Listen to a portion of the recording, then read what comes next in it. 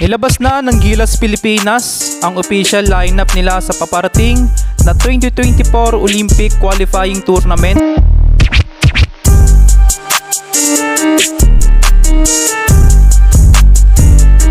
Pinangungunahan niya ni Justin Noypi. Para sa point guard, Scottie Thompson, CJ Perez, pwede din yan si Kevin Kiambao. 2 combo guard, pwede din yan mag-shooting guard at point guard. Para sa forward, nandiyan naman si Optana, Carl Tamayo, pwede din si Newsam, pwede din naman mag-shooting guard, at syempre si Dwight Ramos. Nandiyan din naman para sa center si Kai Soto, Fajardo. Kung mapapansin, lahat ng player ng Gilas Pilipinas tulad ni Newsam, pwede magdalawang position yan, small forward or shooting guard.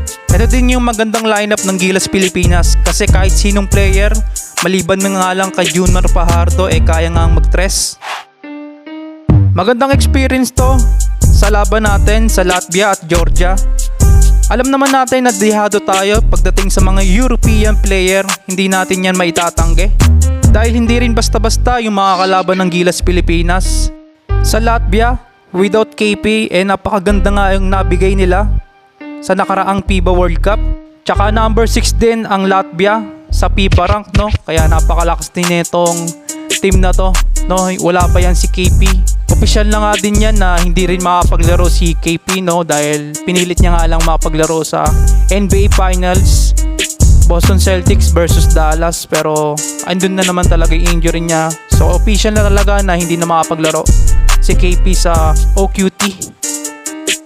At syempre, wag din mamalitin ang national team na Georgia, no?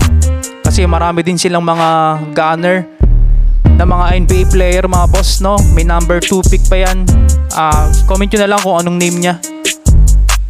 Kasi ang hirap kasi talaga big kasi nung mismong name niya Pero sa Gilas Pilipinas, good luck na lang sa laban. Who knows, baka makaisa tayo. O malay mo, makadalawa din tayo, no? Pero hindi naman talaga basta-basta yon, masusungkit din ang Gilas Pilipinas dahil alam naman natin kung ano yung mga dekalidad ng mga player sa Europe, no? Yun lang mga boss, napakaikling update lang natin sa Gilas Pilipinas, no? Good luck na lang sa darating na laban.